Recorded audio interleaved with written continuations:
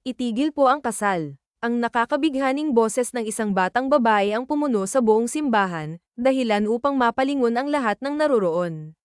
Lahat ay nagulat sa tila hindi kapanipaniwalang eksena, isang maliit na bata ang nagpapatigil ng isang marangyang kasalan. Hindi lamang ang mga bisita ang nagulat, kundi pati na rin ang groom at bride na parehong nasa altar na, kaharap ang pari. Ang pari mismo ay napalingon kay Sofia, na may tapang na sumigaw sa gitna ng seremonya. Agad na natigil ang lahat, at ang atensyon ng lahat ay napako sa batang babae na tila ba may dalang malaking revelasyon. Ngunit ang mas nakakagulat pa rito ay ang hitsura ng bata, tila carbon copy siya ng groom. Parang isang mini-me, ngunit bersyong babae, ng tanyag na bilyonaryong si Alejandro Almante.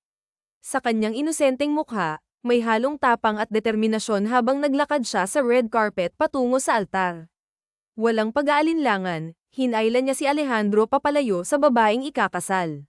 Hindi mo pwedeng pakasalan ang tatay ko, sabi ni Sofia, na may halong lamang at paninindigan, habang nakapamewang pa. Nagulat ang lahat sa pagtawag niyang, tatay, kay Alejandro. Maging si Alejandro ay hindi nakapagsalita agad, ngunit sa hindi maipaliwanag na dahilan, naramdaman niya ang tinatawag na, luksong dugo. Bumilis ang tibok ng kanyang puso, at sa unang pagkakataon, naramdaman niya ang kakaibang koneksyon sa batang ito. Ngumiti siya, yumuko upang pantayan ang taas ni Sofia, at mahinahon niyang sinabi, hindi ako ang tatay mo, baby girl. Nawawala ka ba? Hinaplos pa niya ang mahabang buhok ng bata, na parang may natural na pagmamahal na nadama. Ngunit paano nga ba nagkaroon ng ganitong sitwasyon? Sino si Sofia, at ano ang koneksyon niya kay Alejandro? Alamin natin ang masalimuot ngunit kapanapanabik na kwento ni Alejandro Almante, isang lalaking pilit nilalampasan ang mga hamon ng buhay. Habang binabaybay niya ang daan patungo sa isang butik para sa kanyang kasuutan pangkasal, malalim ang iniisip ni Alejandro. Ilang araw na lang at ikakasal na siya kay Camila, ang kababata niyang ipinagkasundo sa kanya ng kanyang mga magulang. Ngunit labag ito sa kanyang kalooban. Sa puso niya, may isang babae lamang siyang pananggakwang ihaharap sa altar, si Isabela. Ang pangakong iyon ay nananatili sa kanya, kahit na 7 taon na ang lumipas mula nang mawala si Isabela sa isang trahedya. Noong gabing iyon, napuno ng saya ang kanilang usapan tungkol sa kasal na kanilang pinapangarap, sa mga pangalan ng kanilang magiging anak, at sa masayang pamilyang kanilang bubuuin. Ngunit ang lahat ng iyon ay nauwi sa bangungot ng bumangga sa kanilang sasakyan ang isang 10-wheeler truck. Mula noon, nagbago ang lahat kay Alejandro. Hanggang ngayon, hindi pa rin matanggap ni Alejandro ang masakit na pagkawala ng kanyang kasintahan, si Isabela, at ang kanilang magiging anak sana. Sa gitna ng kritikal niyang kondisyon matapos ang aksidente, agad siyang dinala ng kanyang mga magulang sa Amerika para ipagamot. Naiwan naman sa Pilipinas si Isabela, na noon ay nag-aagaw buhay. Makalipas ang ilang buwan, nagising si Alejandro mula sa 2 buwang pagkakakoma. Pagmulat ng kanyang mga mata, agad niyang hinayla ang dextrose na nakakabit sa kanyang kamay at nagpumilit bumangon. Ma'am, bakit niyo po ako dinala rito sa Amerika? Bakit ninyo iniwan si Isabela? Kailangan ko pong bumalik sa Pilipinas para sa kanya. Ang kanyang tinig ay puno ng pag-aalala at desperasyon. Nagkatitigan ang mag-asawa, ang mga magulang ni Alejandro, nang marinig nilang muli ang pangalan ng kasintahan ng kanilang anak. Halata ang bigat sa kanilang mga damdamin habang pinagmamasdan si Alejandro, na tila ba hindi alintana ang kahinaan ng kanyang katawan. Anak, may kailangan kang malaman, bungad ng kanyang ama, ngunit bago pa man siya makapagsalita ng tuluyan, hinawakan siya ng kanyang asawa, na tila pinipigilan siyang magsalita. Han, huwag na nating ilihim. Karapatan ng anak natin na malaman ang totoo. Mas mabuti nang malaman niya ito ngayon kaysa sa ibang paraan, wika ng ina ni Alejandro. Ang kanyang boses ay puno ng lungkot ngunit may paninindigan. Wala nang nagawa ang ginang kundi hayaang sabihin ng kanyang asawa ang katotohanan. Ngunit sa kabila ng kanilang alalahanin, alam nilang kailangan ng malaman ni Alejandro ang lahat. Ma'am, Dad, anong ibig niyong sabihin? Tanong ni Alejandro. Puno ng pagtataka at kaba ang kanyang mukha. Huminga ng malalim ang kanyang ama bago nagsalita. Anak, wala na si Isabela. Noong araw na dinala ka namin dito sa Amerika para magpagamot, bumigay na ang katawan niya. Kinabukasan, nalaman namin ang balita mula sa ina niya.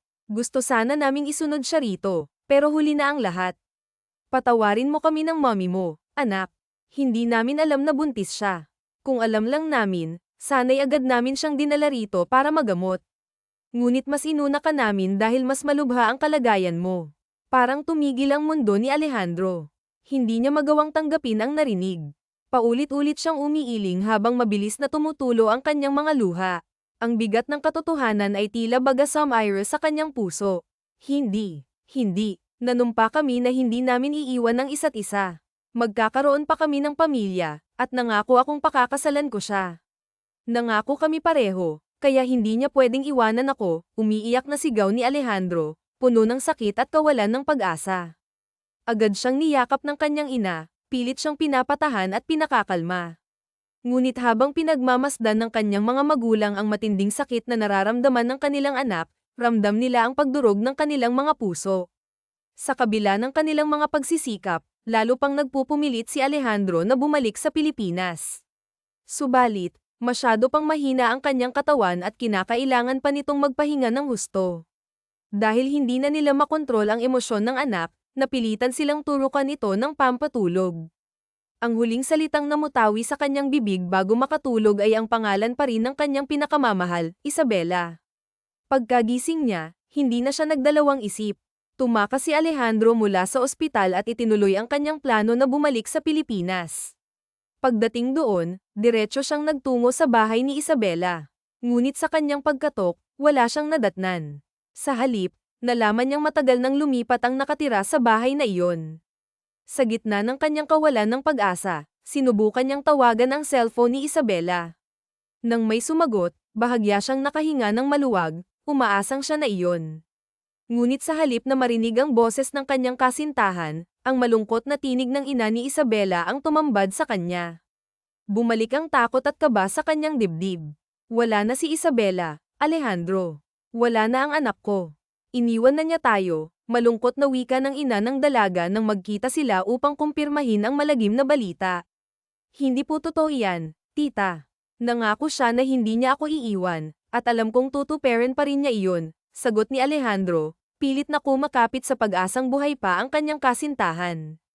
Patawarin mo ako, Alejandro, sagot ng ina ni Isabela, na bakas ang sakit sa kanyang mukha.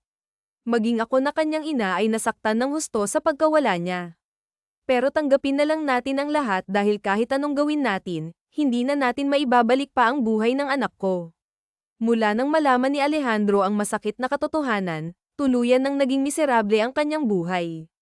Hindi niya matanggap ang lahat at hindi niya alam kung paano magsisimula ulit nang wala ang babaeng pinakamamahal niya. Araw at gabi, walang tigil ang kanyang pag-inom at pag-iyak. Halos araw-araw din niyang binibisita ang puntod ni Isabela, at kulang na lang ay doon na siya tumira. Nag-aalala na ang kanyang mga magulang na baka maapektuhan ang kanyang isipan at kalusugan sa matinding pagluluksa. Ngunit hindi nila magawang sisihin ang anak, dahil saksi sila kung gaano kamahal ni Alejandro si Isabela. Maski sila ay nalulungkot sa pagkawala ng dalaga. Sa gitna ng kanyang pagdurusa, tumingala si Alejandro sa langit at buong pusong nanalangin. Diyos na may kapal, ang may likha ng lahat, alam kong ito ang unang pagkakataong lumapit ako sa inyo. Alam ko ring hindi ako naging perpekto at nagkasala ako sa inyo, pero bakit ito ang ginawa ninyong kaparusahan sa akin? Basag ang boses ni Alejandro habang umiiyak, nakaluhod sa loob ng simbahan, kaharap ang isang malaking krus. Hindi niya alintana ang mga mapanuring tingin ng mga taong dumadaan. Sa mga sandaling iyon, nais niyang ilabas ang lahat ng sakit sa kanyang puso, isang bigat na tila nagpapahirap sa kanyang paghinga tuwing pilit niyang itinatago. Matapos niyang bisitahin ang puntod ni Isabela ng paulit-ulit, dumiretso siya sa pinakamalapit na simbahan, umaasang doon ay makakahanap siya ng kahit kaunting kapayapaan. Sa bawat pagluha, paulit-ulit niyang hinihiling sa Diyos, sana panaginip lang ang lahat. Sana nasa koma pa rin ako ngayon at hindi pa nagigising. Ngunit ang katotohanan ay nananatiling masakit at hindi maitatanggi. Bakit niyo po kinuha ang mag-ina ko? Bakit sila pa? Bakit hindi na lang ako? Bakit kailangan kong mabuhay at maghirap ng ganito? Nagsusumigaw si Alejandro, puno ng hinanakit at tanong. Ngunit kahit anong sigaw niya, alam niyang walang sagot na darating. Hindi na niya maibabalik ang nakaraan. Ang tanging katotohanang kailangang harapin ni Alejandro ay ang pagkawala ng kanyang mag-ina. Lumipas ang mga taon, ngunit si Isabela pa rin ang nananatiling laman ng kanyang puso. Kahit pa malapit na siyang ikasal kay Camila, hindi niya magawang kalimutan ang babaeng minsang naging sentro ng kanyang buhay. Napilitan siyang sumang-ayon sa kagustuhan ng kanyang mga magulang na magpakasal, sapagkat kailangan na raw niyang magkaroon ng tagapagmana ng kanyang mga ari-arian at kumpanya. Labis man ang kanyang pagtutol, wala na siyang nagawa kundi sundin ito. Sa kabila ng lahat, pakiramdam niya ay wala ng saysay ang kanyang buhay. Nawalan na siya ng gana sa lahat mula nang mawala si Isabela. Habang nagmumuni-muni, biglang naputol ang kanyang pag-iisip nang marinig ang tunog ng kanyang cellphone. Napabuntong hininga siya bago ito sagutin. "I'm on my way," mabilis niyang sagot sa kabilang linya. Hindi na niya hinayaan pang magsalita si Camila dahil agad niyang ibinaba ang tawag. Ngunit sa kanyang pagmamaneho, bigla siyang napahinto ng masulyapan ng isang pamilyar na figure ng isang babaeng naglalakad sa gilid ng daan. Kumabog ng mabilis ang kanyang puso. Kahit nakatalikod, ang tindig nito, ang mahabang itim na buhok, at ang paraan ng pananamit ay tila si Isabela. Agad siyang bumaba ng kotse at hinabol ang babae. "Isabela," sambit niya, puno ng pag-asa. Hinawakan niya ang balikat ng babae, ngunit agad ding nabura ang kanyang pag-asa nang makita ang mukha nito, hindi siya si Isabela. Bakas ang pagkabigo sa kanyang mukha habang dahan-dahan niyang binitiwan ang babae. "Pasensya na po, miss. Napagkamalan ko lang po kayo," mahina niyang sabi bago bumalik sa kanyang sasakyan. Habang naglalakad pabalik, hindi niya maiwasang tanungin ang sarili, "Ano bang iniisip mo, Alejandro?" Matagal na siyang wala, matagal na siyang patay. Alam ni Alejandro ang katotohanan, wala na si Isabela. Ngunit bakit tila buhay na buhay pa rin siya sa kanyang isipan? Bakit sa mga nakaraang buwan ay tila napapadalas ang pagpapakita niya? Sa kabila ng lahat, patuloy pa rin siyang umaasa na isang araw ay gising siya mula sa bangungot na ito. Ngunit sa bawat paggising niya, ang katotohanan ay nanatiling pareho, wala na si Isabela, at kailanman ay hindi na siya babalik. Sa halip na dumiretso sa butik kung saan naghihintay si Camila, pinili ni Alejandro na dumaan muna sa sementeryo. Bitbit ang isang mabangong puting rosas, maingat niya itong ipinatong sa puntod na tila ba alaga niyang pinupunasan upang alisin ang alikabok. Ang bawat galaw niya ay puno ng paggalang at pagmamahal. "Ikakasal na ako, mahal," mahina niyang bulong habang bumibigat ang kanyang paghinga. Naupo siya sa tabi ng puntod ni Isabela, pilit na ngumiti, ngunit tila traidor ang kanyang mga luha na kusa na lamang bumagsak. Ang pagkawala ni Isabela at ng kanilang anak ay nag-iwan ng sugat na kailanman ay hindi maghihilom. Napatawa siya ng bahagya habang pinupunasan ang sariling luha, saka sinimulan muling kausapin ang puntod. "Okay lang ba kayo dyan ni baby, mahal? Dalawin niyo naman ako kahit sa panaginip lang. Miss na miss ko na kayo," maluha-luhang hiling ni Alejandro. Pumiyok pa ang kanyang boses dahil sa bigat ng damdamin. "Isabela, look, I kept my promise to you. I didn't end my life, but I was still dying inside." Si Alejandro, na bihirang magbukas ng kanyang damdamin sa iba, ay tila isang bukas na aklat sa harap ng puntod ni Isabela. Sa kanyang pamilya at kaibigan, palagi siyang nagpapakita ng lakas, ngunit sa mga sandaling ito, siya ay isang lalaking durog at nagdurusa. Ang bawat patak ng luha ay tila nagiging sagot sa bigat ng kanyang dibdib, ngunit hindi niya magawang itigil ang pag-iyak. Matapos ang ilang oras ng pananahimik at pagninilay, nagpasya si Alejandro na tumayo at magpatuloy sa kanyang araw. Dumiretso na siya sa butik kung saan naghihintay si Camila. Ngunit tila hindi pa tapos ang tadhana sa paglalaro sa kanya. Habang nasa kalagitnaan ng traffic, napatitig siya sa isang babae sa gilid ng kalsada. Ang dalaga ay kahawig na kahawig ni Isabela, ang mukha, ang tindig, pati na ang aura nito. Hindi ito nakatalikod kaya malinaw niyang nakita ang mukha nito. Nakatayo ito na tila may hinihintay. Napapikit si Alejandro, umaasang pagmulat niya ay mawawala ang ilusyon. Ngunit sa kanyang pagbukas ng mata, parang ang bula na naglaho ang babae. Napabuntong hininga siya, pilit na ipinapasa walang bahala ang nakita. Imahinasyon lang ito, bulong niya sa sarili. Ngunit sa kabila ng kanyang pagdududa, isang tanong ang patuloy na bumabagabag sa kanya, paano kung si Isabela nga iyon? Paano kung buhay pa siya? Samantala, Sa ibang bahagi ng syudad, isang babae ang naiinip na naghihintay. Nasaan na ba ang babaeng iyon? Kanina pa ako naghihintay dito. Kailangan ko pang magluto para sa party ng anak ko, inis na sabi ni Isabela habang nagpapadyak at paulit-ulit na tumitingin sa kanyang cellphone. Bakit nakakunot ang noo ng beshi ko? Tanong ng isang babaeng biglang sumulpot sa tabi niya. Napasigaw si Isabela sa gulat, saka tumawa nang makita ang kaibigan na kanina pa niyang hinihintay. Gusto mo bang malaman kung bakit hindi na humihinga ang beshi mo? Biro ng kanyang kaibigan, sabay kindat. Napailing si Isabela, hinayla ang kaibigan, at nagmadali na silang umalis. Ito naman, hindi mabiro. Alam mo namang sobrang traffic sa Manila, hindi ba? Habang naglalakad, nagpatuloy si Isabela sa pag-iisip ng mga gagawin. Kailangan pa nating bumili ng cake para kay Sofia. Maghahanda pa ako pag-uwi. Malapit nang matapos ang klase ni Han, at gusto ko siyang sorpresahin. Mag-aanim na taon na ang anak ko. Ano nga ba ang gusto niyang regalo? May nabanggit ba siya sa iyo? Bibilhin ko na para naman may kwenta akong ninang, tanong niya sa kaibigan habang nagmamadali. Nakaluwag-luwag ako ngayon, alam mo na, may bagong rocket ang beshi mo. Napabuntong hininga si Isabela habang iniisip ang tanging hiling ng kanyang anak, ang makilala at makasama ang ama nito, tulad ng ibang mga bata sa paligid niya. Bagamat nais niyang tuparin ang matagal ng kahilingan ng kanyang anak, wala siyang magawa. Paano nga ba niya maibibigay iyon kung maging siya mismo ay hindi alam kung sino ang ama ng bata? Pagkatapos ng aksidenteng iyon, nagising siyang walang maalala, maging ang kanyang sariling pangalan ay nabura sa kanyang isipan. Laking pagtataka niya nang malaman niyang nagdadalang tao siya, ngunit walang bakas ng alaala kung sino ang ama ng kanyang anak. Sinabi naman ng kanyang ina ang lahat ng detalye tungkol sa nangyari bago ang aksidente, maliban sa isang bagay, ang pagkakakilanlan ng ama ng kanyang dinadala noon. Sa tuwing tinatanong niya ito, palaging iniiwasan ng kanyang ina ang usapan, tila ba may itinatagong lihim na hindi niya kayang ihayag. Lumabas ang katotohanan na nagsinungaling ang ina ni Isabela kay Alejandro at sa pamilya nito. Kailangan niyang itago si Isabela mula sa kanila at ipalabas na patay na ito bilang bahagi ng isang kasunduan na pinasok niya kasama si Camila.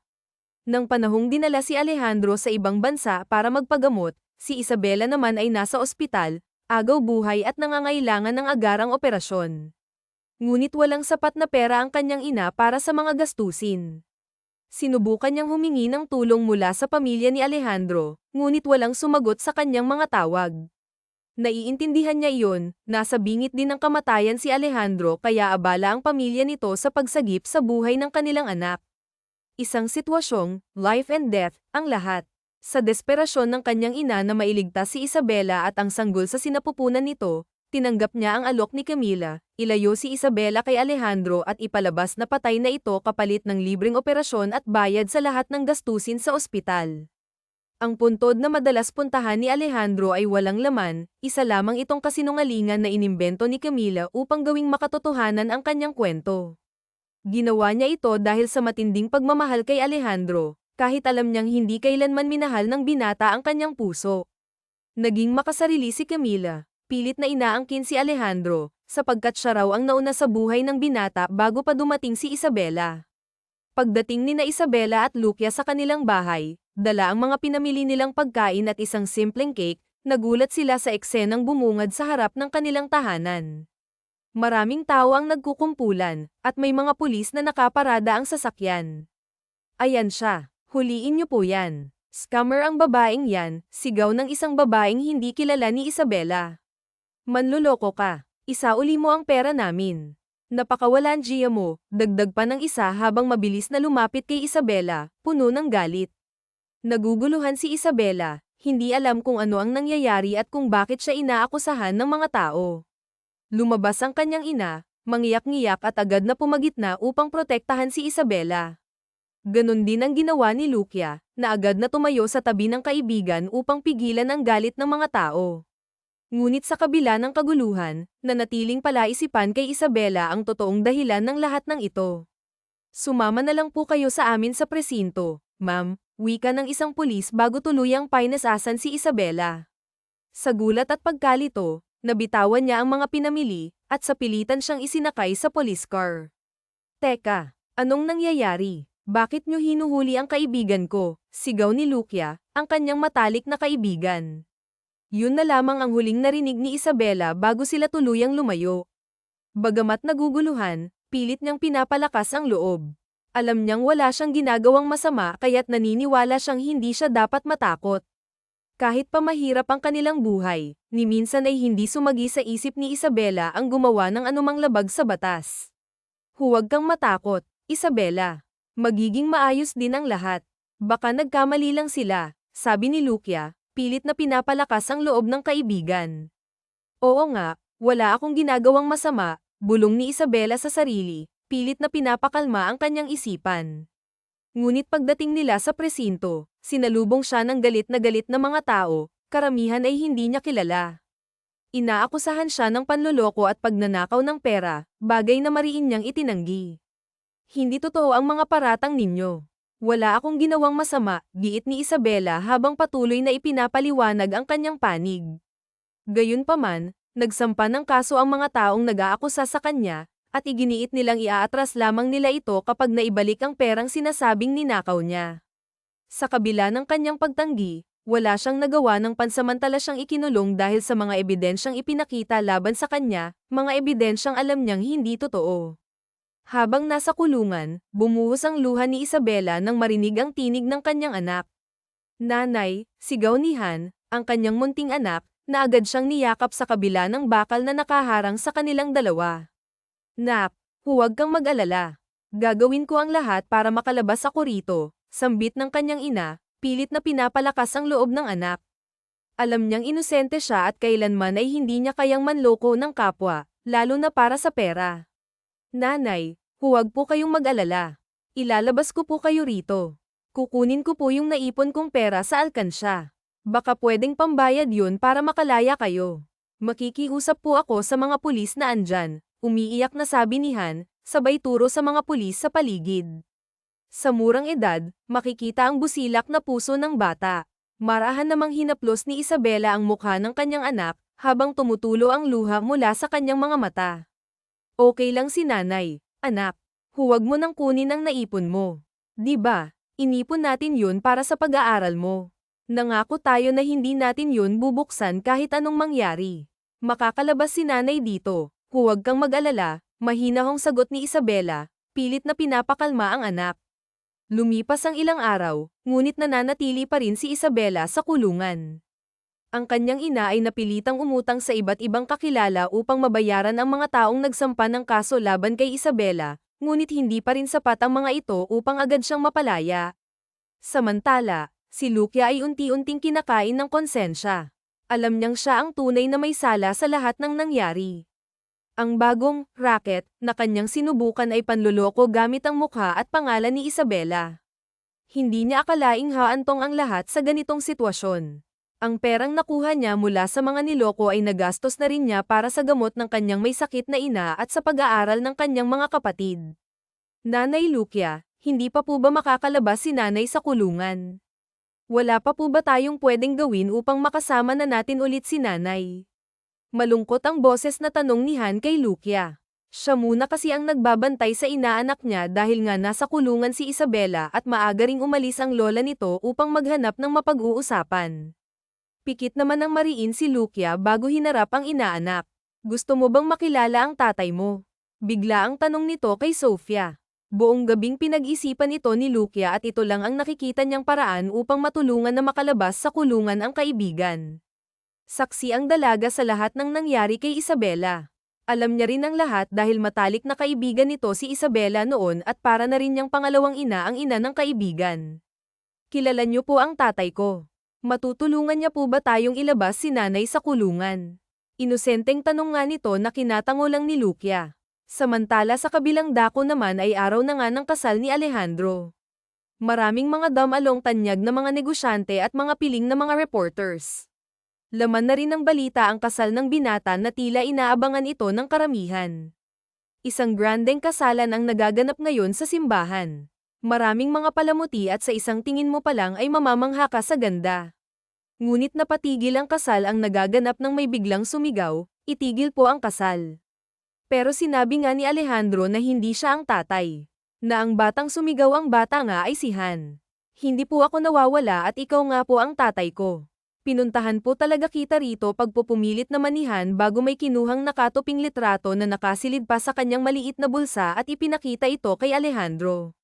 Nagulat at parang napako naman ang binata sa kanyang kinuupuan ng baklatin nga niya ang nakatuping litrato. Hindi siya makagalaw dahil nakatuon na lamang ang kanyang pansin sa imaheng nakapaloob doon. Anak, what's happening here at sino itong batang ta? Bakit tinatawag kanyang tatay? Nagtatakang tanong ng ina ni Alejandro nang makalapit ito sa gawin ng anak. Ma, basag ang boses na tawag ni Alejandro sa kanyang ina at nanginginig pa ang kamay nito nang ipinakita sa ina ang litratong hawak niya. Oh my God! Napatakip nga ng bibig ang ginang at hindi siya makapaniwala nang makita ang nilalaman ng litrato. Naglalaman kasi ito ng mukha ni Isabela habang katabi ang anak na si Han, isang family picture ito. Nang makabawi naman sa gulat si Alejandro, mangilid-ngilid na nga ang kanyang luhang hinawakan sa magkabilang balikat si Sofia. Saan mo ito nakuha? Bakit kami nilitrato sa kanya? Puno ng pagtatanong ang isipan ni Alejandro. Nakalimutan na nga yata niyang ipagpatuloy ang sarili niyang kasal. Mas lalong bumilis ang pagkabog ng kanyang dibdib. Alejandro, mas importante pa ba yan kaya ipagpatuloy ang kasal natin? Nakakahiya na sa mga bisita natin, no? Mahina ngunit puno ng inis ang boses na sambit ni Camila. Ngunit hindi ito pinansin ni Alejandro, mas mahalaga sa kanya ngayon ang maliwanagan sa lahat. Gusto niyang malaman ang katotohanan tungkol sa dati niyang kasintahan na si Isabela. Bakit may batang tumutol sa kasal niya at nagpakilala pa itong anak niya? Nanay ko po siya, sabi ni Ninang, ikaw daw po ang tatay ko wika nga ni Sofia. Nanay, nasaan siya? Nasaan ang nanay mo? Sunod-sunod pa nga na tanong ni Alejandro sa bata at hindi na nga siya makapaghintay pa sa isasagot nito sa kanya. Yun nga po ang ipinunta ko rito, tatay. Nasa presinto po kasi ngayon si nanay, nakakulong po doon. Wala naman po siyang kasalanan Kailangan ko po yung mama ko, mabait po si nanay, hindi po siya gumagawa ng masama, tinuro nga po niya sa akin na bawal gumawa ng bad things. Kailangan niya po ng tulong mo, tatay. Malungkot ang boses na naging tugon ng bata kay Alejandro. Pumagitna naman ang ina ng binata. Alejandro, wala na si Isabela at pati ang anak mo, alam mo yun hindi ba? Kaya huwag kang maniwala agad sa sinasabi ng batang yan. Mas mabuti pang ituloy na muna ninyo ni Camila ang kasal, wika nga ng ina sa anak at pilit nang iningitian ang mga bisitang nakikiusyoso sa mga nangyayari. Nakafocus na rin ang lahat ng camera at cellphone sa nangyayari at baka nga maya-maya ay laman na nga ng balita si Alejandro tungkol sa kaguluhan. Hindi pa po patay si nanay, pagtatama ni Han sa ginang, at saka po hindi po ba sapat na magkamukha kami ni tatay? Dagdag na tanong naman nito na itinabi pa nga ang kanyang mukha sa binata upang patunayan sa lahat na anak nga siya ni Alejandro sa pamamagitan ng pagkakahawig nila sa isa't isa na siya namang sinang ayunan ng karamihan dahil mag-ama nga sila kung titignan. Umiiling-iling si Alejandro sa kanyang ina nang tignan niya ito, alam niyang mahirap paniwalaan ang lahat dahil matagal naman nang patay si Isabela pero may isang parte sa kanyang puso na gusto pa rin niyang paniwalaan ang sinasabi ng bata. Kahit pa napaka-imposible na nito. Gusto niyang paniwalaan na baka nga nabuhay muli ang halos magpipinta ng patay niyang kasintahan. Nagbabaka sakali pa rin siya hanggang ngayon na sana panaginip lang ang lahat, na sana buhay pa nga ang kanyang mag-ina. But I need to confirm it, ma'am. Alam niyong hindi ako matatahimik kapag hindi ko malalaman ang totoo. Ano ba ang kukumpirmahin mo, Alejandro? She's dead. Gusto mo bang hukayin pa natin ang libingan niya para matauhan ka? Asak na ngayon ang kanyang ina. It's your wedding day, son. Sisirain mo lang ba ito dahil sa isang kasinungalingan, Alejandro? Huwag mo naman akong ipahiya sa lahat, ituloy na natin ang kasal. Nag-aalala pa ngang wika ni Camila na hindi na mapakali sa kinatatayuan niya ngayon, hinawi pa nga niya ang kanyang belo. Hindi na pinansin pa ni Alejandro ang galit na ina at si Camila dahil mabilis na nga niyang kinarga ang bata papaalis sa simbahan. Tinawag pa nga siya ng kanyang mga magulang pati na ang mga magulang ng bride pero hindi na ito nag-aksaya pa ng oras na lingunin pa sila. Hindi naman kasi importante sa kanyang kasundo ang kasal na ta at hindi importante ang mga manghuhusga sa kanya. Pigil hiningang pumasok si Alejandro sa isang presinto kung saan siya dinala ni Han. Pagkatapos niyang takasan ang sariling kasal, hindi niya alam pero habang humahakbang siya papasok sa loob ay bumibilis din ang pagkabog ng kanyang puso. Hindi siya umaasa na si Isabela nga ang tinutukoy ni Han na ina niya kahit kita naman sa litratong ibinigay ng bata kanina. Ayaw niya kasing dagdagan ang sakit ng kanyang puso, ayaw niyang umasa at masaktan muli, ngunit salungat naman ang hinahangad ng kanyang puso. Nanay. Bumitaw si Han sa pagkakahawak niya kay Alejandro at patakbo nga itong tinungo ang isang kulungan dito sa loob ng presinto. Napalingon naman. Agad si Isabela nang marinig ang naging sigaw ni Sofia. Sofia, anak, sigaw nito at hinintay nga niyang makalapit si Sofia sa kanya upang mahawakan at mayakap siya nito, kahit may bakal sa pagitan nilang dalawa. Natigilan at hindi naman makagalaw si Alejandro sa kanyang kinatatayuan nang masilayan ng isang pamilyar na babae sa loob ng kulungan. Nag-uunahang bumuhos ang kanyang mga luha habang tulala itong pinoproseso sa utak niya kung si Isabela nga ba ang nakikita niya ngayon. Saan ka ba galing ha? Bakit hindi mo kasama ang ninang Lucia mo? Kanina ka pa hinahanap ng lola mo, pinag-aalala mo na kami anak eh. Akala ko kung napano ka na. Nag-aalalang sambit nga agad nito kay Sofia nang kumalas siya sa pagkakayakap sa anak. Sinuri pa nga niya ang anak kung maayos ba ang lagay nito. Nay, huwag po kayong mag-alala, may lalabas na po kita rito. Hindi ka na po magtatagal pa sa kulungan, nakangiti at mukhang excited na wika nga ni Sofia sa ina. Napakunot naman ang noo ng dalaga dahil sa sinabi ng kanyang anak. Anong sinasabi mo anak? At teka nga, saan ka ba kasi nagsusuot ha? Bakit hindi ka man lang nagpaalam sa lola mo na aalis ka o gag-ala ka? Yun ni Ninang Lucia mo. Sa susunod, huwag na huwag mo yun gagawin ha dahil aatakihin ako sa puso kapag may nangyari sa iyong masama. Nay, huwag po kayong mag-alala. Huwag po kayong mag-alala ni lola sa akin. Malaki naman na po ako eh. At sa katunayan nga po niyan, pinuntahan ko pa po si tatay sa kasal niya. Humingi po ako ng tulong sa kanya para ilabas ka po rito at magkakasama na tayo ulit. Ayun nga po siya masayang wika ni Sofia at itinuro nga niya si Alejandro na may hindi kalayuan na hindi pa rin gumagalaw sa kanyang kinatatayuan at tulala lang itong nakatingin sa mag-ina. Lumingon ni Isabela ang itinuro ng anak at nagkatitigan nga silang dalawa ni Alejandro. Unti-unti namang nanlaki sa gulat ang kanyang mga mata nang masilayan nga niya ang noon pang ang crush niyang lalaki. Nang minsan kasing nagbabasa si Isabela ng dyaryo na binili pa ng kanyang ina noon ay hindi niya sinasadyang makita ang litrato ni Alejandro na nakapaloob doon. Parati kasing laman ng balita ang binata noon dahil nga sa kumpanya nito naabot na hanggang sa labas ng bansa at naging tanyag din itong bilyonaryo sa Pilipinas. Marami nang nahuhumaling sa binata dahil sa taglay nitong kagwapuhan at charisma, at isa na nga rito si Isabela. Sa tuwing may nakikita nga siyang bagong diaryo o magazine ay patago nga niyang hinahanap doon ang litrato o balita tungkol kay Alejandro at paimpol nga niya itong itinatabi sa kanyang kwarto. Tumigil lang siya sa ginagawa niyang pagtatabi ng dyaryo nang mabasa niya sa balita na ikakasal na pala ito. Doon din siya nasaktan at itinigil na nga ang pagkahumaling niya sa binata dahil langit at lupa ang agwat nila sa estado ng buhay.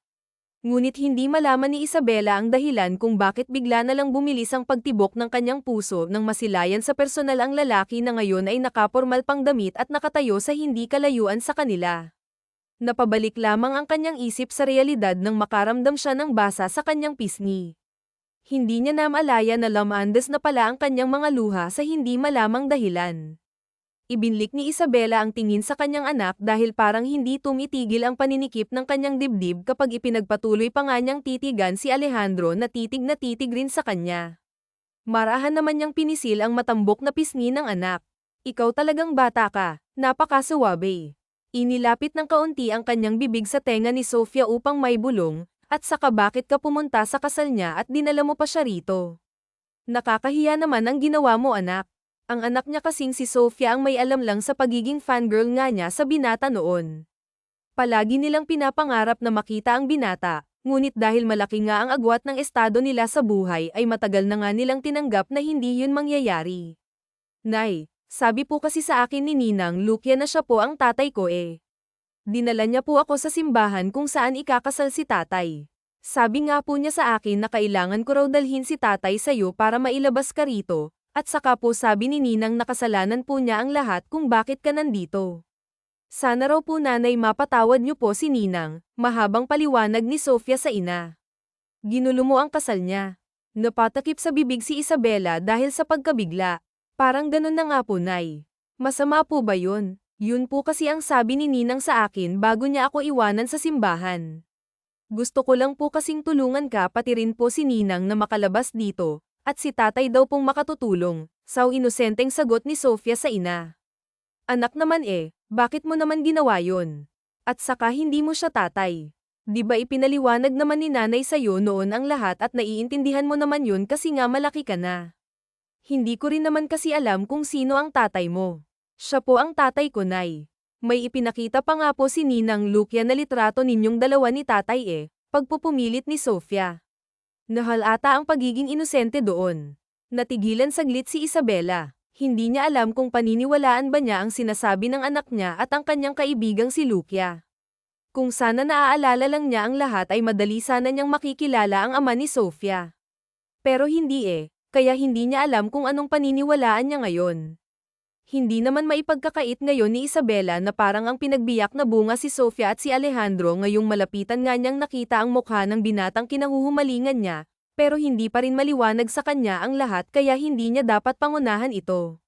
Lumapit na nga si Alejandro sa kinaroroonan nila kaya hindi naman magkanda-ugaga si Isabela sa kanyang kinatatayuan. Nahihiya siya dahil nasa loob nga siya ng isang kulungan ngayon at dugyutin siya kung tingnan dahil ilang araw na nga siyang hindi man lang nakaliligo. Hay, wala sa sariling bati ni Alejandro sa babae. Nahihiya namang ngumiti lang si Isabela rito at hindi niya alam kung anong uunahin niyang sasabihin sa lalaki. Hi rin po sir. Sorry po kung masyadong pilyo po yung anak ko at ginulo daw po yung kasal ninyo. Hindi ko po alam kung paano siya napapunta rito pero pasensya na po sa abala sir, pasensya na po talaga. Ituloy niyo na po yung natigil niyong kasal. Hindyang paumanhin ni Isabela at yumuyuko-yuko pa ito sa binata dahil sa ginawa ng kanyang anak. Hindi makapagsalita si Alejandro. Umiwas siya ng tingin dahil hindi niya mapigilan ang pagtulo naman ng kanyang mga luha at mabilis nga niya itong pinahirin. You came back, pinilit ni Alejandro na maging tuwid ang kanyang boses, ngunit hindi niya ito mapigilan. Kumakabog ng malakas ang kanyang puso at nagbabadya na rin ulit tumulo ang kanyang mga luha habang nakatingin sa babaeng kaharap niya. Po, akala po kasi ni Tatay Nay na matay ka na daw. Ayaw niya nga po sanang maniwala sa akin na tatay ko siya kung hindi ko po ipinakita po yung picture mo, sabat naman ni Sofia. Sofia, tumigil ka na. Hindi mo nga siya tatay at saka bakit ka ba nangiistorbo ng busy na tao? Alam mo naman kung ano siya hindi ba, o kung sino siya at alam mo naman na importante ang kasal Nanay, tatay ko nga po siya. Bakit po ba ayaw mong maniwala sa akin di ba tatay? Binalingan nga ng tingin ni Sofia si Alejandro upang sumang-ayon ito sa sinabi niya, pero nginitian lang siya ng binata at biglang niyakap ng mahigpit. Alejandro. Napalingon si Alejandro sa taong tumawag sa kanya at dito na nga niya muling nakita ang ina ni Isabela na siyang unang pinuntahan niya noon upang kumpirmahin kung totoo bang wala na nga ang kanyang mag-ina. Anong ginagawa mo rito? Gulat na tanong ng ginang. Nabitawan pa nga niya ang kanyang mga dala nang masilayan ngang si Alejandro ito. Lola, buti naman po nandito na kayo. Si nanay po kasi ayaw maniwala na siya po yung tatay ko Sabi kasi ni Ninang, alam niyo po kung sino ang tatay ko hindi po ba?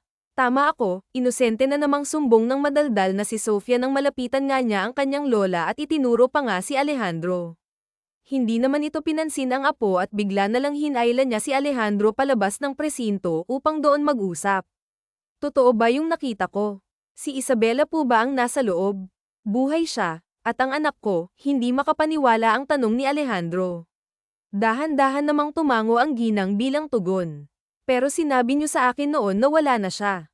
Dinala niyo pa nga ako sa puntod niya tita. Nagsinungaling po ba kayo sa amin noon? Hindi na nga mapigilan ni Alejandro na tumaas ang kanyang boses.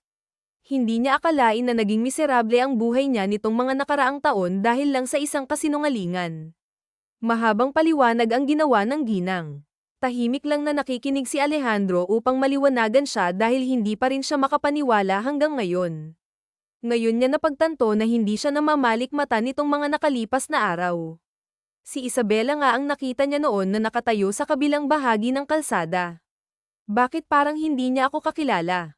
Matapos ang pagiging coma niya ng isang buwan nagising na lamang siya bigla at wala nang maalala. Sabi ng doktor temporary amnesia lang daw ito, pero hindi ko alam kung bakit hanggang ngayon hindi pa rin bumabalik ang kanyang alaala.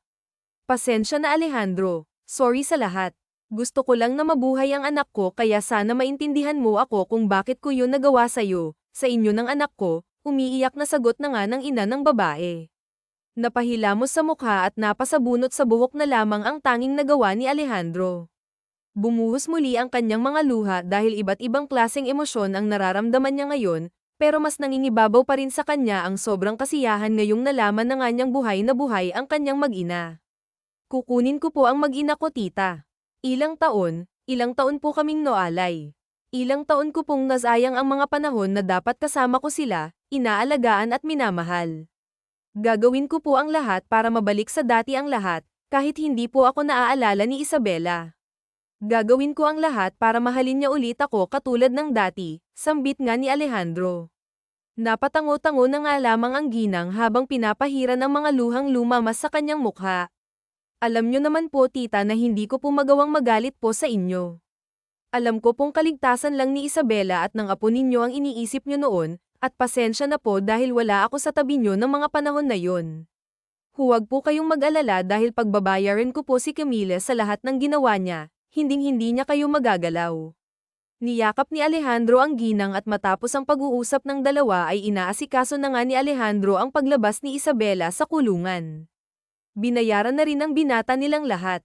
Alam na rin ni Isabela ngayon na ang kanilang matalik na kaibigan ay totoong nanloko ng ibang tao at ginamit lang ang kanyang identity o pagkatao dahil sa sinabi ng kanyang anak kanina, pero kahit ganun ay hindi niya sinumbong ito sa mga pulis. Saksi kasi siya kung gaano nagpakahirap sa trabaho si Lucia para lang mabili ang mga gamot ng kanyang ina at mapaaral ang kanyang mga kapatid kaya hindi niya masisisi ang kaibigan kung gumawa ito ng masama dahil sa hirap ng buhay. Salamat po sa tulong ninyo sir. Hindi ko po alam kung paano po kayo pasasalamatan, pero maraming salamat po talaga. Nagpresenta pa po kayong ihatid kami sa amin, hulog po talaga kayo ng langit sir, at pasensya na po sa ginawa ng anak ko sa kasal nyo at sa mga pinagsasasabi ng anak ko, paulit-ulit na pasasalamat at paghingi ng tawad ni Isabela nang makalabas sila ng presinto hanggang sa makasakay sila sa mamahaling kotse ng binata. Hindi na nga mabilang pa ni Alejandro kung ilang ulit na nga nitong naririnig ang salamat at pasensya sa kanya kaya napapangiti na lang siya dahil walang pinagbago ang kasintahan niyang si Isabela. Maliban sa hindi niya maalala si Alejandro ay wala nang nagbago pa sa dalaga. Ito pa rin ang minahal na babae ni Alejandro. Tatay, titira ka po ba sa amin? Kaya mo ba kami inihatid kasi doon ka natitira? Nagningning ang mga mata na tanong ni Sofia na nakaupo ngayon sa likuran ng sasakyan. Sofia, kailan ka ba titigil na bata ka? Sermon na naman ni Isabela sa anak nang lingunin niya ito mula sa passenger seat. Napanguso naman ito at napayakap na lang sa katabi niyang lola. Hindi anak, kukunin lang natin ang mga gamit ninyo ng nanay mo at sa akin na kayo titira mula ngayon, wika ni Alejandro habang nakatuon ang kanyang tingin sa daan. Ikinagulat naman ni Isabela ang pagtawag na, anak, ni Alejandro kay Sofia na tila ba sumasang-ayon siya na ito nga ang tatay ng kanyang anak. Sumigla naman ulit si Sofia dahil sa sinabi ng kanyang ama. Pero bakit po sir? Bakit po kami titira ng anak ko sa inyo? Ngayon lang naman po tayo nagkakilala at saka hindi naman po kayo ang tatay ni Sofia, naguguluhan ang mukhang tanong ni Isabela. Anak, siya ang tatay ni Sofia. Magkasintahan kayo noon. Hindi mo siya maalala, pero mapapatunayan ko sa iyo na totoo ang mga sinasabi ko at ng anak mo, biglang wika ng kanyang ina. Sabi ko naman po sa iyo nanay eh. Hindi po kayo naniniwala kasi sa akin, sabi pa nga ni Sofia.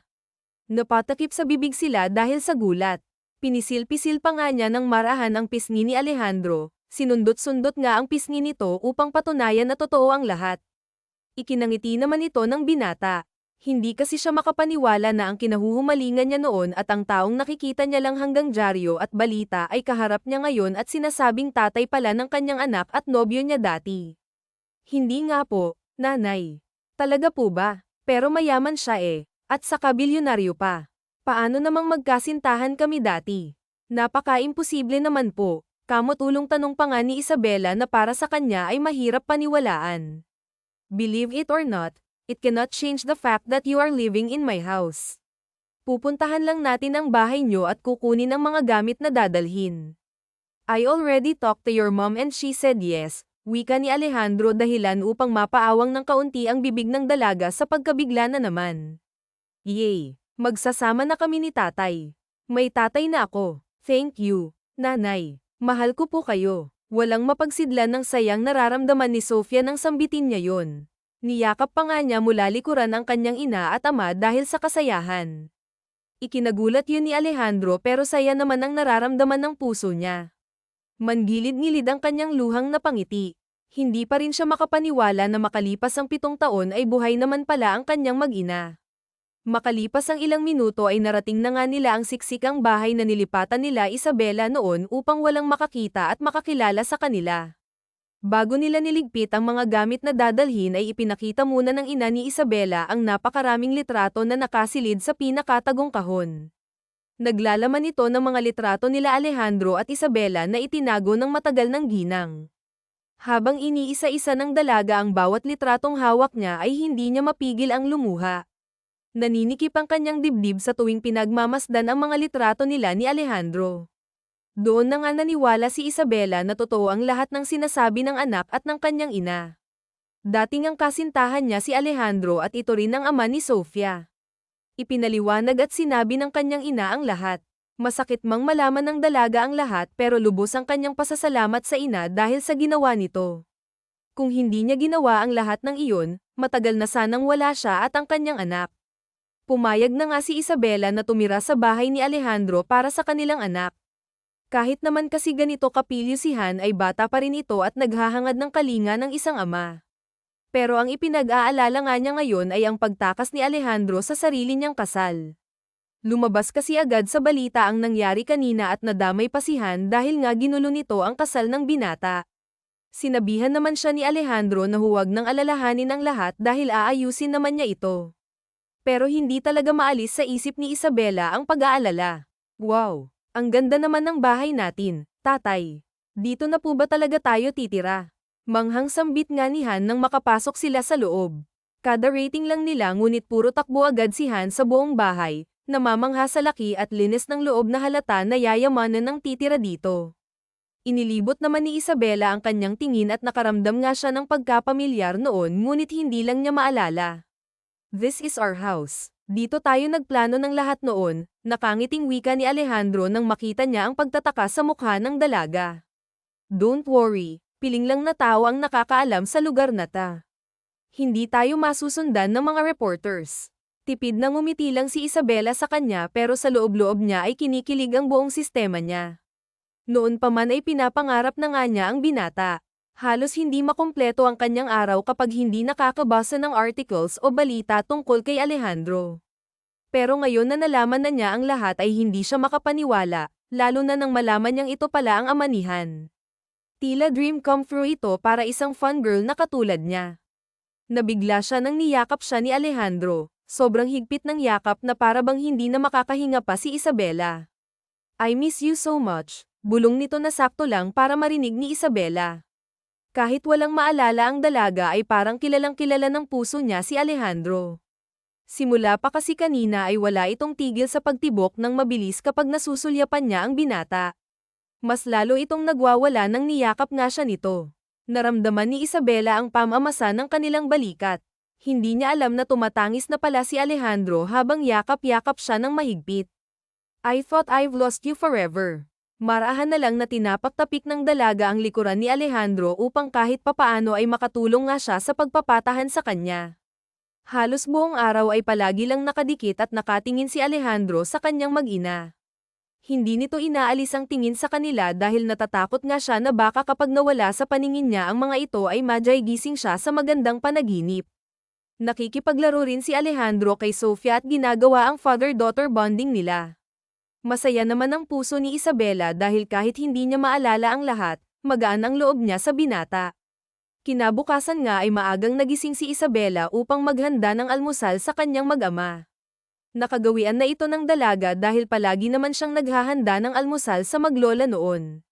Kailangan niya ring paghandaan ng baon at mga gamit ng anak para sa pag-aaral nito. Preschool na kasi si Han at kailangan ng pumasok ngayon kasi lumiban ito kahapon. Nanay, iniwan muna ni Isabela ang ginagawa niyang pagluluto bago kargahin si Han nang makita niya itong gising na. Magandang umaga, anak. Masigla nga niyang bati rito. Ipinatong naman agad ni Han ang kanyang mukha sa balikat ng ina at ipinikit muli ang mga mata nito. Mukhang naalimpungatan nito dahil wala sa kanyang tabi ang kanyang ina paggising niya. Hinalikan na lamang ni Isabela ang anak bago bumalik sa kanyang ginagawa habang nakakarga ng isa niyang kamay ito. Napaigtad naman siya sa gulat nang may kamay din ang yamakap sa kanyang tiyan mula sa likuran. Bumilis ang tibok ng kanyang puso nang maramdamang ipinatong ni Alejandro ang kanyang mukha sa kabilang balikat din niya. Good morning, mamaos-maos ang boses na bati ni Alejandro kay Isabela. Ah, good morning din po, sir, nauutal pa nga na wika ni Isabela dahil sa kaba. Ramdam na nga niya ang pamumula ng kanyang pisngi dahil sa pinaghalong hiya at kilig. Napahigpit din ang paghawak niya sa sandok. Please, don't call me sir, Isabela. Hindi ka naman katulong dito. You are my daughter's mother at matagal ko na ring girlfriend, and soon you will going to be my wife. Napatakip na lang ng bibig si Isabela dahil sa sobrang kilig dulot ng mga sinasabi sa kanya ni Alejandro. Lumalakas na rin ang kabog ng kanyang dibdib sa naiisip na magiging asawa siya ng lalaking crush niya noon. Huminga siya ng malalim upang pakalmayan ang nagwawala niyang puso at ipinagpatuloy na nga ulit ang ginagawa niyang pagluluto habang ganun pa rin ang ayos ng mag-ama sa kanya. Natutulog si Sofia sa kanyang bisig habang nakayakap pa rin si Alejandro sa kanya at ipinatong pa ang mukha nito habang kinakausap siya. Humiwalay lang si Alejandro sa kanya nang makitang nahihirapan at nangangalay na si Isabela kaya kinuha nito sa bisig ng dalaga ang nakatulog nilang anak. Ilang minuto lang ay tapos nang maghanda si Isabela. Gin-icing na nila si Sofia at sabay na nga silang nag-almusal bago pinaliguan at binihisan ng anak para sa pasok nito. Ihatid ko na kayo, wika ni Alejandro nang makitang nakahanda na ang kanyang mag-ina sa pag-alis. Ah hindi na po, sir. I mean Alejandro. Baka kasi may makakita pa sa atin sa labas at maging laman ka na naman ng balita. Okay lang naman na ako lang ang maghatid kay Han. Magtataksi na lang siguro kami, pagtutol nga ng dalaga. Laman pa rin kasi si Alejandro ng balita dahil sa ginawa nitong pagtakas sa mismong kasal niya at ayaw naman ni Isabela na madagdagan pa ang isyu nito kapag nagkataon na may makakita sa kanila na magkasama. Wala akong pakialam sa mga reporters o kung ano man ang mga sasabihin nila. If they really want to know the truth, then I'll be honest to them. Sasabihin ko sa kanila kung anong nangyari, sasabihin ko kung ano kayo sa akin, na pamilya ko kayo, sambit ni Alejandro na halata sa boses ang pagiging seryoso. Nagwawala na naman ang puso ni Isabela dahil sa sinabi nito. Please, hayaan mo na lang akong hatid sundo ko ang anak ko, nagsusumamong pakiusap ni Alejandro sa kanya. Nakisali na rin si Han at ipinagdidiinan niya sa paghatid sa kanya sa paaralan na pinapasukan niya. Gusto niyang maramdaman na ihahatid ng sariling ama sa eskwelahan katulad ng kanyang mga classmates. Please po, nanay, pumayag na po kayong ihatid tayo ni tatay. Napabuga na lang ng hangin si Isabela dahil sa pakiusap ng kanyang mag-ama. Pumayag na lang siya dahil wala naman siyang magagawa pa dahil masyadong mapilit ang kanyang anak. Hindi kanya titigilan nito hanggat hindi niya nakukuha ang gusto niya. Karga-karga naman ni Alejandro si Han habang papalabas ng bahay. Sumakay na nga sila sa mamahaling kotse ng binata at binaybay na nga ang daan tungo sa paaralan na pinapasukan ni Sofia. Babay po nanay. Babay po tatay. Paalam ni Han sa kanyang mga magulang bago humalik sa mga pisngi nila at pumasok na nga ito sa loob. Susunduan ka ni tatay mamaya ha. Pahabol na sigaw naman ni Alejandro sa anak at nakangiti pa itong kamakaway. Opo tatay, mahal ko po kayo. Sigaw pabalik ni Sofia. Ihinatid muna pabalik ni Alejandro si Isabela sa kanilang bahay bago nagpaalam dito na may aasikasuhin lang siyang importante sa kanyang kumpanya. Hinalikan pa nga niya ng mabilisan sa pisngi ang dalaga bago umalis. Napapatalon naman sa kilig si Isabela at may malawak na ngiti sa kanyang labi habang pumapasok ito sa bahay. Kanina kasi namumula lang ng malkamatis ang kanyang pisngi pero hindi pinahalata ang kanyang kinikilig na ngiti. Hindi niya kasi ine-expect na ganun ang gagawin ni Alejandro sa kanya.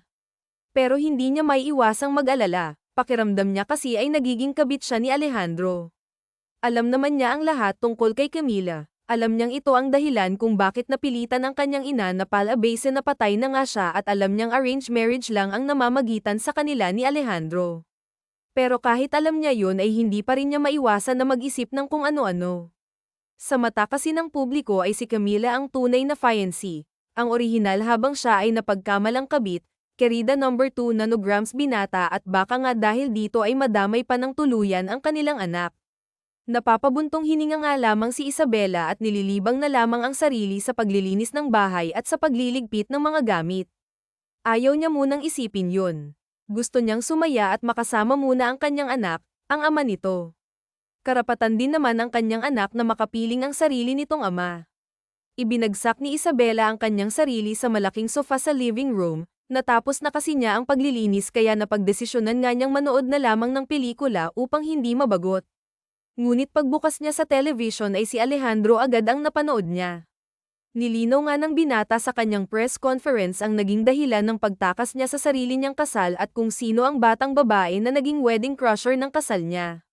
Nagulat pa nga si Isabela nang marinig ang pagpapakilala ni Alejandro kay Han bilang anak niya sa publiko at ang paglilinaw niya sa relasyon niya kay Camila. 7 years ago, nasangkot ako sa isang car accident.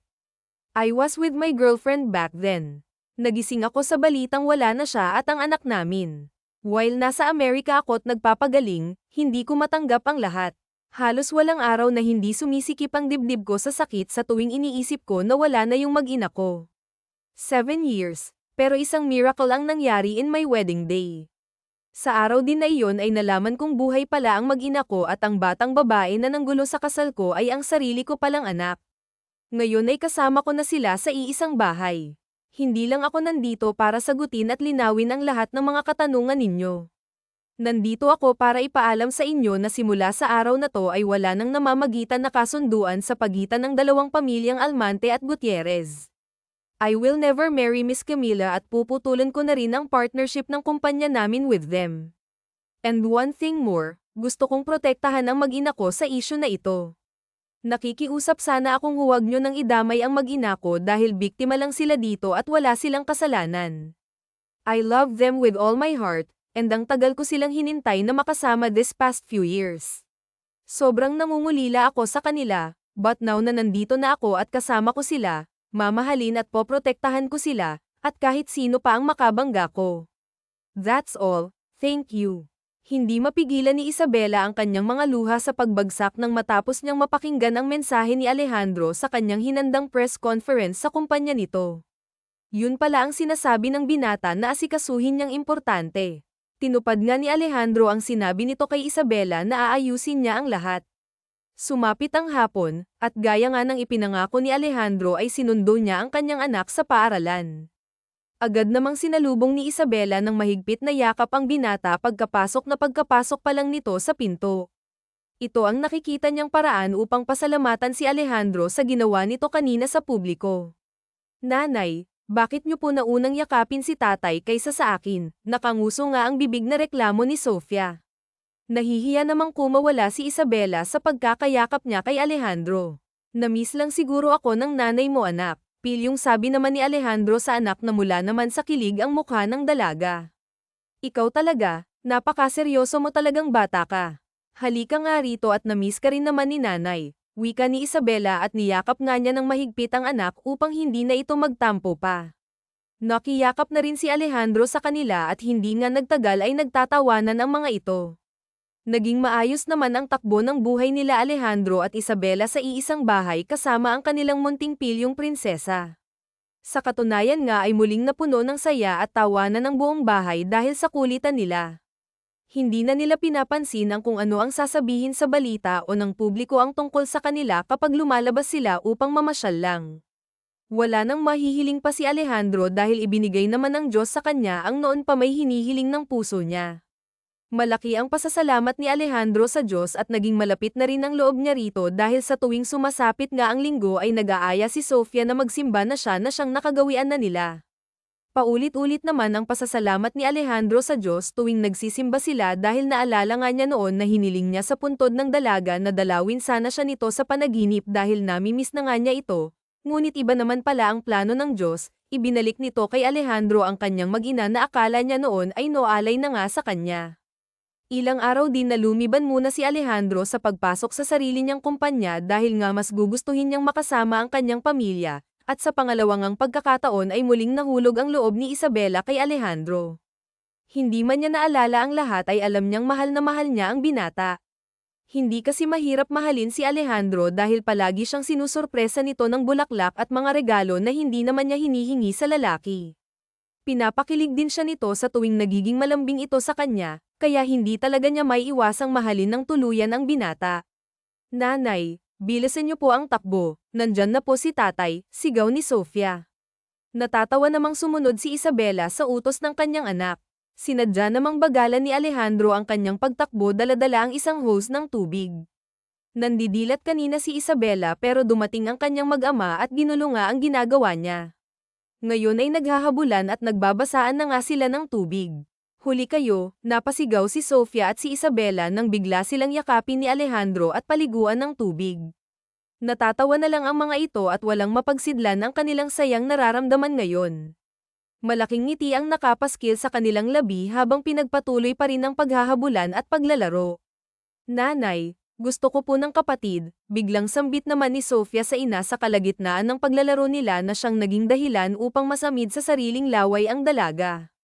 Marahan namang natawa si Alejandro dahil sa hiniling ng anak at napahinto pa nga sila sa paglalaro dahil dito.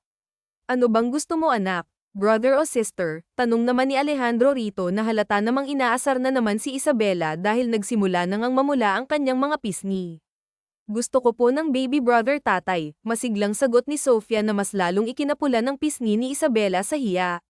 Sige, ibibigay namin yan ng nanay mo, nakaayos ang sambit ni Alejandro. Mabilis namang pinalo ni Isabela ang braso nito dahil sa mga pinagsasasabi ng anak nila. Talaga tatay. Magkakaroon na po ako ng baby brother bukas, inosenteng tanong ni Sofia na ikinagahon ni Alejandro. Natawa na rin si Isabela dahil sa itinura ng kanyang anak at napuno na nga muli ng tawanan ang labas ng bahay. Nadant na naman sila ng mga magulang ni Alejandro at ina ni Isabela na ganun ang ayos. Matapos kasing magpa-presscon si Alejandro ay agad na sumugod sa bahay ang mga magulang nito upang kumpirmahin kung totoo nga ba ang sinasabi ng kanilang anak at doon na nga nila nalaman ang lahat ng magpaliwanag sa kanila si Alejandro. Masaya ang nararamdaman nila na makitang buhay si Isabela at ang kanilang cute na apo na nagsilbing wedding crush pa nga sa kasal ng tatay niya noon. Dahil weekend ay bumisita nga ang mga ito kila Isabela para na rin madalaw ang apo nilang si Sofia dahil miss na nga nila ito kahit ilang araw pa lang ang lumipas noong huling kita nila rito. Napakamasayahin kasi ni Sofia kaya napapaligaya niya ang kanyang mga lolo at lola sa tuwing nadalaw ito sa bahay nila. Hindi muling nagpakita pa si Camila kay Isabela mula nang minsang kinumpronta niya ito sa ginawa noon. Hindi naman itinanggi yun ni Camila at sa katunayan nga niyan ay tila mukhang ipinagmamalaki pa nga niya ang ginawa niya noon. Binyantaan din ito ni Alejandro na pababagsakin niya ang kumpanya ng pamilya ni Camila kung hindi ito titigil sa pagiging delusional nito at manipulative. Nasindak naman agad si Camila at nabalitaan na nga lang nila na ng ibang bansa na nga ito. Ano pa ba ang kulang? Tanong ni Isabela sa sarili habang daladala ang listahan na bibilhin niya sa palengke. Hindi na siya pumayag na samahan pa siya ni Alejandro dahil ayaw niyang lumiban na naman ito sa trabaho niya sa sarili niyang kumpanya. Kahit naman kasi mayaman siya at may-ari ng kumpanyang pinagtatrabahuhan ay kailangan niya pa rin namang magtrabaho dahil baka malugi ang kumpanya kapag napabayan niya ito. Habang busy sa titingin si Isabela sa bibilhin niya ay inaagaw naman ang kanyang atensyon sa mga tao na nagkukumpulan sa hindi kalayuan sa kanya at mukhang may nag-aaway dahil sa mga sigawan na naririnig niya. Hindi na sana niya ito papansinin at aalis na lang, pero narinig niya ang boses ng kanyang kaibigan na si Lucia na matagal nang hindi nagpapakita sa kanya dahil sa nagawa nito noon. Lucia, agad niyang isiniksik ang sarili para makita ang kaibigan sa unahan at nakita nga niya itong pinagtutulungan ng dalawang babae. Ano ba? Bitawan niyo nga ang kaibigan ko, sigaw ni Isabela at sa pilitan nga niyang tinatanggal ang mga kamay ng mga babaeng nasa buhok ngayon ng kaibigan at sinasabunutan nito. Huwag kang ang manggialam dito, sigaw pabalik ng isang babae at marahas siyang itinulak palayo. Dahil sa lakas ng pagkakatulak sa kanya ay hindi sinasadyang matamba si Isabela at mabagok ang kanyang ulo sa isang semento na dahilan upang agad na mawalan ng malay ang dalaga. Napatigil naman ang awayan nang makita ang nangyari. Isabela, Beshi, nag-aalalang tawag ni Lucia dito at marahang ay nalalayan ang ulo ni Isabela. Mabilis na dinala ni Lucia si Isabela sa malapit na ospital at tinawagan na rin ito ang ina ng kaibigan at sinabi ang nangyari. Hindi mapigilan ni Lucia ang maluha habang hawak-hawak ang kamay ng kaibigan. Sa ikalawang pagkakataon ay napahamak na naman ito ng dahil sa kanya. Lumayo na nga ito sa dalaga dahil nahihiya siya sa ginawa nito noon. Nalaman niya rin na pinoprotektahan pala siya ni Isabela sa pamamagitan ng hindi pagsabi sa mga pulis kung sino ang totoong may kasalanan, at palagi rin noong dinadalaw at binibigyan ng pera ang kanyang ina para makatulong sa gastusin, at may isang ang pagkakataon na nag-iwan si Isabela ng gamot at groceries sa harap ng bahay nila. Beshi, bakit ba kasi nangialam ka pa? Kaya ko naman ang sarili ko eh. Kung hinayaan mo na lang sana ako hindi sana tayo umabot dito sa ospital, humihikbing wika ni Lucia sa kaibigan. Agad namang pumasok ang nag-aalalang si Alejandro karga-karga si Sofia at ang magulang niya at ang ina ni Isabela. Ipinaliwanag ni Lucia ang lahat ng nangyari at hindi naman siya sinisi ng mga ito. Hindi naman kasi ginasto ni Lucia ang lahat ng nangyari. Buti na nga lang at hindi gaanong napalakas ang pagkabagok ng ulo ni Isabela at nasa maayos na kalagayan na ito. Nanay, gumising ka na po. Hindi pa po ninyo nabibigay sa akin ni tatay ang baby brother na gusto ko po eh, sambit ni Sofia sa natutulog ng ina.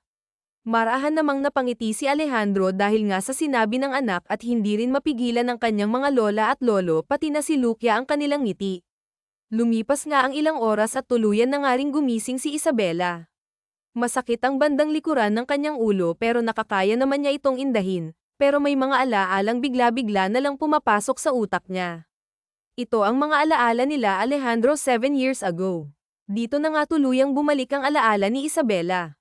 Hindi naman mapigilan ni Alejandro na bumagsak ang kanyang mga luha dahil sa pagbabalik ng alaala ng kasintahan niya, pero may malalaman o wala ay hindi magbabago ito. Hindi magbabago ang pagmamahal niya sa dalaga. Dahil sa kabaitan ng Diyos ay agad na nakalabas ng ospital si Isabela. Humingi naman din agad ng tawad ang kanyang kaibigang si Lucia dahil sa nagawa nitong kasalanan noon sa kanya, at ang pag-iwas niya rito, nagbabagong buhay naman na siya at hindi na nanloloko ng iba pang tao para lang sa pera. Pinagsasabay-sabay na nga niya ang mga trabaho niya para mabili ang gamot ng ina. Hindi naman ito dinamdam ni Isabela dahil nga naiintindihan niya ang pangangailangan ng kaibigan. Mahal ako na dyan. Diba sabi ko naman sa'yo na magpahinga ka na at huwag ka munang gumagalaw-galaw. Kalalabas mo pa lang sa ospital, mahina hong sermon ni Alejandro kay Isabela nang makitang naglalaba ito ng mga damit nila.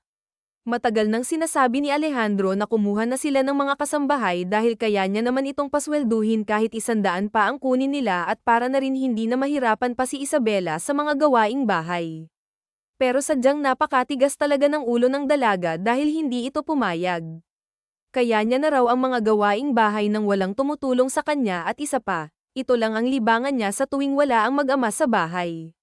Simula noon ay ito na ang dinadahilan ni Isabela sa tuwing nagbabalak si Alejandro na kumuha ng katulong.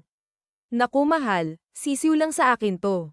At saka nabagok lang naman ang ulo ko, hindi naman ako naputulan ng kamay, pabirong sambit niya kay Alejandro. Napapailing na lang ang binata sa kanya. Kumuha na lang kasi tayo ng mga katulong, mahal, pagpupumilit pa nga ni Alejandro nang yakapin niya ang dalaga. Ano ka ba? Kaya ko na nga, totoo kasi laki naman kami sa hirap eh. Kaya alam ko ang ginagawa ko eh. Paano kapag buntis ka? Ikaw pa rin ba ang gagawa ng lahat ng gawaing bahay dito? Ayokong ang nakikitang nahihirapan ang misis ko, nakangusong paglalamang na usual ni Alejandro. Naku naman po. Ito na naman tayo, naglalambingan na naman pala ang mga beshi ko rito kaya naman pala pudpud na yung daliri ko kakaalis na. O baka naman gusto nyo ako na ang magtuloy ng nilalabhan nyo. Natawa na nga lamang sina Isabela at Alejandro dahil sa bigla ang pagdating ni Lucia at nakita nga sila sa ganoong posisyon.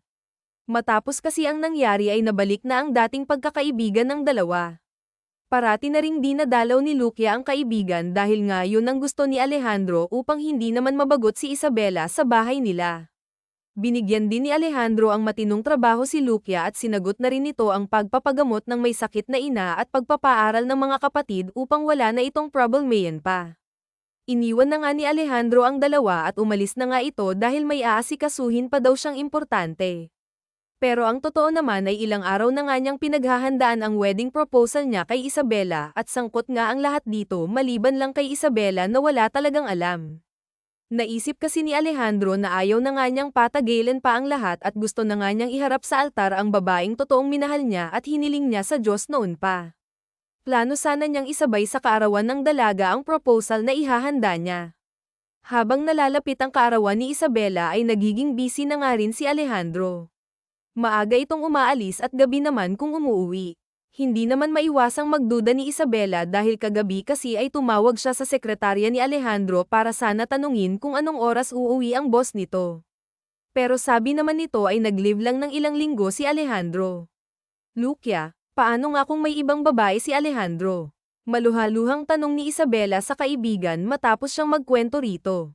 Hay naku Isabela, ngayon ka pa ba magdududa kay Alejandro 7 taon na ngayon nagluksa dahil akala niya patay ka na kaya hindi yun magagawa ni Alejandro sa'yo. Baka nga busy lang ang tao o baka naman may hinahandang malaking event, wika ni Lucia, pinipigilan niya ang sariling sabihin ang totoong dahilan kung bakit nitong mga nakalipas na araw ay palaging wala sa bahay si Alejandro. Ayaw niyang ibuking ang surprise ni Alejandro sa kanya eh. Paano nga kung may babae siya? Paano na ako? Paano na kami ni Hana? Lalo na yung anak ko, yung anak namin. Naiiyak na tanong ni Isabela sa kaibigan. Nagtataka naman si Lucia dahil sa mga ikan-ikilos ngayon ni Isabela. Nakikita niya kasing palagi itong nagiging emosyonal at kung yayain naman siyang mamasyal, palaging umayaw ang kaibigan niya dahil pagod daw ito at gustong matulog, kahit naman walang masyadong ginagawa. Pinaningkitan ng mata ni Lucia si Isabela nang maghinala na ito. Napatakbo naman agad si Isabela sa kusina at doon samuka ng samuka kaya siya sinundan ni Lucia. Nagkatitigan sila na parabang nag-uusap ang kanilang dalawang mga mata. Magiging ninang na ulit ako. Napatalon-talon sa tuwa si Lucia na agad naman siyang pinatigil ni Isabela dahil nga wala pang nakakaalam sa pagbubuntis nito. Gusto sana niyang isurpresa pa rin si Alejandro at ang kanyang anak na si Han na palagi silang kinukulit tungkol sa kagustuhan nitong magkaroon ng baby brother. Sumapit pa nga ang kaarawan ni Isabela ngunit agad itong nalungkot na wala man lang natanggap na bati galing sa mga mahal niya sa buhay, emosyonal pa naman siya ngayon. Pati si Alejandro at Sofia ay nagpanggap na hindi nila naaalala ang kaarawan nito dahil nga sa surprise na hinihila. Umalis ng maaga ang kanyang mag-ama at akala naman ni Isabela na pumasok sa eskwela si Sofia at sa kumpanya naman ni Alejandro. Naiwan siyang nag-iisa sa bahay at mabigat ang dibdib. Hindi rin siya dinalaw ni Lucia kaya mas lalo itong nalungkot. Pero agad din naman yun napalitan ng iyak at kasiyahan ng may sumando sa kanya at dinala siya sa isang yate. Naroon lahat ng kanyang mahal sa buhay, si Alejandro, Sofia, Lucia at ang kanyang ina naroon hinihintay nga siya. Ginawa na nga ni Alejandro ang matagal na nga niyang pinaghahandaan, inalok na nga niya ng kasal si Isabela sa harap ng mga mahal nila sa buhay. Kasama rin ang magulang ni Alejandro. At, oo naman, ang isinagot ni Isabela dahil matagal na nga rin niya ang gustong ikasal sa lalaking tanging laman ng kanyang puso.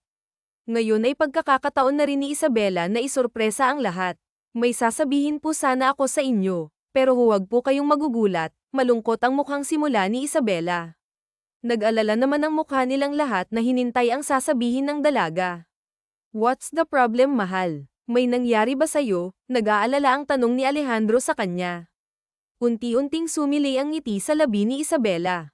Buntis ako. Magkakaroon na ng kapatid si Han, masiglang sabi nga ni Isabela at mabilis na niyakap pang gulat na si Alejandro, humiyaw naman sa sobrang kasayahan si Han dahil nga magkakaroon na nga siya ng kapatid. Triple ang selebrasyon na ginawa nila sa loob ng yate, una rito ang kaarawan ni Isabela, ang wedding proposal ni Alejandro, at ang pagbubuntis nga niya na puno ng tawanan at biruan ang lugar.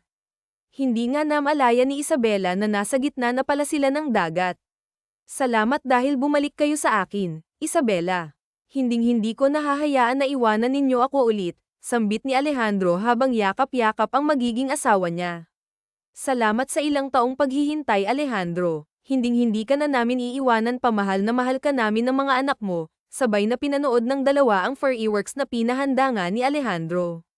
Nagtagal pa nga ito ng ilang minuto at ang gabing ngang yun ay ang isa sa mga hindi malilimutan ni Isabela na nangyari sa buong buhay niya. Hindi na pinatagal pa ng dalawa at ikinasal na nga sila matapos ang 1 buwan. Maliban kasi sa wedding proposal ay matagal na ring pinaghandaan ni Alejandro ang kasal nila at ngayon nga ay matutupad na ito. Ligtas namang naipanganak ni Isabela ang lalaki niyang anak matapos ang ilang buwan na paghihintay. Ngayon nga ay ang maliit nilang pamilya ay unti-unti nang lumalaki nang mabuntis ulit si Isabela at lalaki naman ito.